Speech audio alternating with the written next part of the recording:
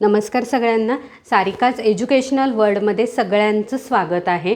आज आपण इयत्ता 8वीतील ब्रिटिश सत्तेचे परिणाम या प्रकरणातील पुढचे जे घटक आहेत त्या घटकांचा विचार करणार आहोत.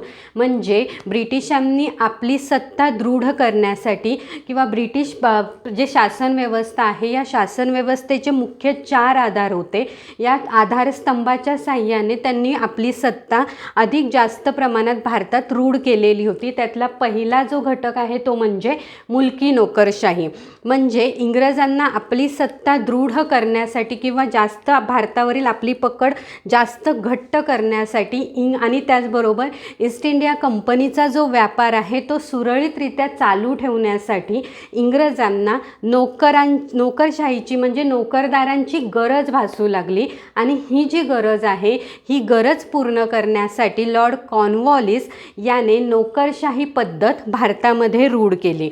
नोकरशाही पद्धतीनुसार म्हणजे या ईस्ट इंडिया कंपनीचे जे काही अधिकारी आहेत या अधिकाऱ्यांनी कंपनी व्यतिरिक्त इतर कुठेही व्यापार करू नये यासाठी त्यांचे पगार वाढविण्यात आले. आणि मुलकी नोकरशाही ही जी पद्धत आहे ही पद्धत इंग्रजांच्या शासन व्यवस्थेतील प्रमुख घटक म्हणून ओळखले जाते. म्हणजे या लॉर्ड कॉर्नवॉलिस याने ही पद्धत रूढ केल्यानंतर त्यांच्या ताब्यात असलेले जे काही प्रांत आहेत, मोठे जे प्रदेश आहे त्या प्रदेशाचे जिल्हावारी विभागणी केली. आणि प्रत्येक जिल्ह्याचं म्हणजे नियंत्रण ठेवण्यासाठी किंवा कारभारावरती नियंत्रण ठेवण्यासाठी जिल्हा प्रमुखाची नेमणूक केली. हा जो जिल्हा प्रमुख आहे याच्याकडे महसूल गोळा करणे, त्यानंतर त्याच्यात ताब्यात असलेल्या प्रांतावरती नियंत्रण ठेवणे, शांतता सुव्यवस्था प्रस्थापित करणे हे असे अनेक अधिकार त्याला जिल्हा प्रमुखाला देण्यात आले. आणि हे जे अधिकारी आहेत हे अधिकारी लॉर्ड कॉर्नवॉलिस यांच्या नोकरशाही पद्धतीनुसार म्हणजे त्यांची जी भरती आहे ती इंडियन सिव्हिल सर्व्हिसेस या स्पर्धा परीक्षेच्या माध्यमातून अधिकाऱ्यांची नेमणूक केली जाऊ लागली. तिथपासून ते आत्तापर्यंत स्पर्धा परीक्षाच्या माध्यमातून आपल्याकडे आजही वेगवेगळे मोठे मोठे तज्ज्ञ अधिकाऱ्यांची किंवा व्यक्तींची नेमणूक केली जाते.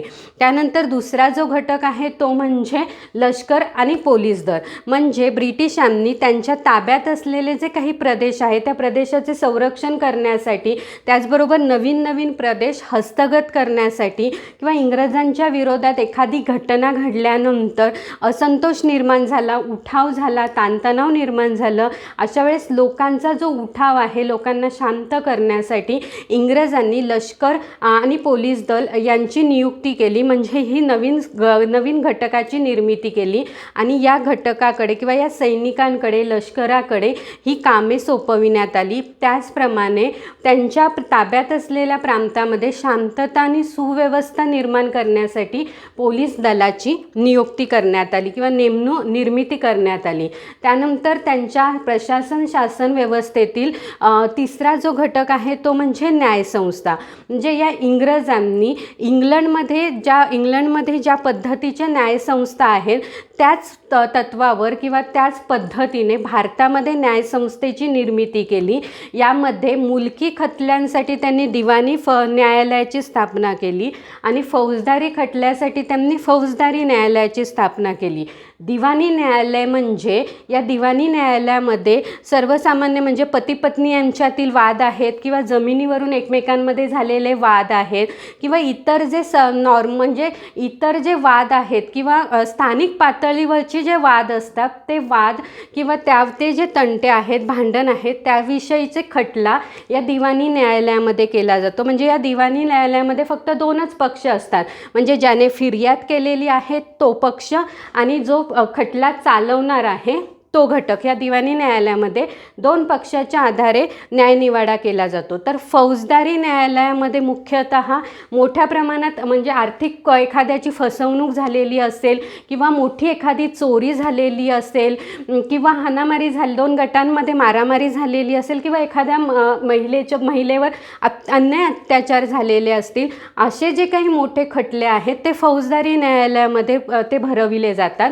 यामध्ये आरोपी, साक्षीदार फौजदार, त्यानंतर न्यायाधीश, म्हणजे असे भरपूर पक्षांच्या माध्यमातून हा खटला चालवला जातो. मग अशा वेळेस जर एखाद्या वेळेस दिवाणी न्यायालयामध्ये किंवा फौजदारी न्यायालयामध्ये एखादा निर्णय घेतल्यानंतर जर तो निर्णय जर समोरच्या व्यक्तीला चुकीचा वाटत असेल तर अशा वेळेस त्या निर्णयावर फेरविचार करण्यासाठी इंग्रजांनी सर्वोच्च न्यायालयाची देखील स्थापना केली.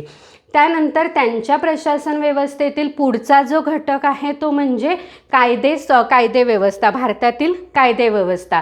म्हणजे जर इंग्रज भारतामध्ये येण्याच्या आधीचा जर आपण विचार केला तर आपला जो समाज आहे, भारतीय समाज, हा अनेक जातीभेदांमध्ये विभागलेला आहे. मोठ्या प्रमाणात जातीवरून भेदभाव केला जातो आणि न्यायनिवाडासुद्धा जातीनुसार केले जाण्याची त्यावेळेस पद्धत होती.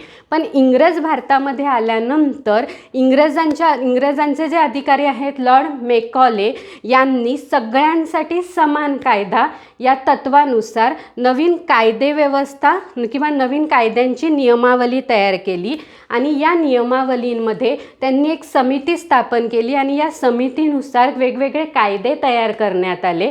प्रत्येकासाठी कायदा हा समानच असला पाहिजे असं मुख्यतः या कायद्याची तरतूद होती.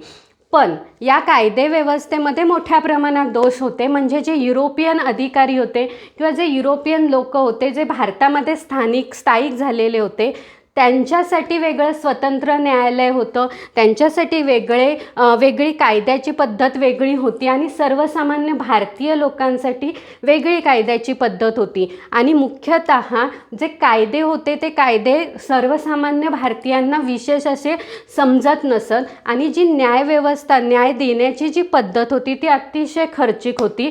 त्यामुळे या पद्धतीमध्ये मोठ्या प्रमाणात नंतर हळूहळू दोष दिसू लागले. त्यानंतरचा आपला पुढचा जो घटक आहे तो म्हणजे या ब्रिटिशांनी भारतामध्ये पूर्ण भारतावर आपलं वर्चस्व प्रस्थापित केल्यानंतर प्रत्यक्ष वेगवेगळ्या पद्धतीच्या सोयीसुविधा तर केलेल्या आहेत. यामध्ये नोकरशाही आहे, त्यानंतर लष्कर, पोलीस दल, म्हणजे भारतातील जे तरुण आहेत त्यांना त्यांच्या कुवतीनुसार त्यांनी नोकरदार केलं, म्हणजे नोकरी तर दिलीच, त्याचबरोबर अधिकारही बनवलं. पण हे सर्व करत असताना त्यांनी मोठ्या प्रमाणात आपल्यावरती गुलामगिरीचं धोरण राबवलेलं होतं आणि आर्थिक शोषण देखील करायला सुरुवात केली. म्हणजे आपला पुढचा जो घटक आहे तो म्हणजे भारतातील इंग्रजांचं आर्थिक धोरण. म्हणजे भारताचा जर विचार केला तर भारतात अनेक परकीयांनी आक्रमणं केलेली होती. यातील काही जे आक्रमक होते ते भारतातील जी संस्कृती आहे त्या संस्कृतीशी समरस झालेले होते. त्यांनी त्यांचं स्वतःचं स्वतंत्र राज्य निर्माण केलेलं होतं. पण असं जरी असलं तरी भारताची जी अर्थव्यवस्था आहे त्यामध्ये त्यांनी कोणत्याच पद्धतीचा फेरबदल केला नव्हता. पण इंग्रज भारतामध्ये आल्यानंतर मात्र त्यांनी भारतीय अर्थव्यवस्थेमध्ये मोठ्या प्रमाणात बदल केला. म्हणजे इंग्लंड हा जो देश आहे म्हणजे हे युरोपियन जे देश आहेत यांच्याकडे मोठ्या प्रमाणात आधुनिकतेला सुरुवात झालेली होती, औद्योगिकरणाला सुरुवात झालेली होती. त्याचा परिणाम असा झाला की उत्पादन वाढीला सुरुवात झालेली होती. त्यामुळे भांडवलशाही अर्थव्यवस्था इंग्लंडमध्ये उदयाला आली आणि या अर्थव्यवस्थेची अधिक जास्त प्रगती करण्यासाठी या इंग्रजांनी भारतामध्ये देखील आपल्या भारतीय अर्थव्यवस्थेमध्ये भांडवलशाही अर्थव्यवस्थेला सहाय्यक ठरेल अशा पद्धतीने अर्थव्यवस्थेमध्ये बदल केला. त्याचा परिणाम असा झाला की भांडवलशाही त्यांची जी अर्थव्यवस्था आहे, इंग्लंडची जी अर्थव्यवस्था आहे ती मोठ्या प्रमाणात भरभराट होऊ लागली आणि आपली जी अर्थव्यवस्था आहे या आपल्या अर्थव्यवस्थेमध्ये मोठ्या प्रमाणात त्रुटी निर्माण झाल्या. भारतीयांची मोठ्या प्रमाणात आर्थिक शोषणे होऊ लागली. या सगळ्याचा जो परिणाम आहे तो म्हणजे भारतीयांमध्ये हळूहळू इंग्रजांच्या विरोधात असंतोष वाढीला सुरुवात झाली. म्हणजे हे जे आर्थिक धोरणे त्यांनी राबवलेली होती ही धोरणे नेमकी काय आहेत आणि त्यानंतर त्याचा भारतीय अर्थव्यवस्थेवर काय परिणाम झाला आहे हे आपण पुढच्या भागात बघणार आहोत. माझा व्हिडिओ जर तुम्हाला आवडल्यास व्हिडिओला लाईक करा आणि माझ्या सारिकाच एज्युकेशनल वर्ल्ड या चॅनलला सबस्क्राईब करा. थँक्यू.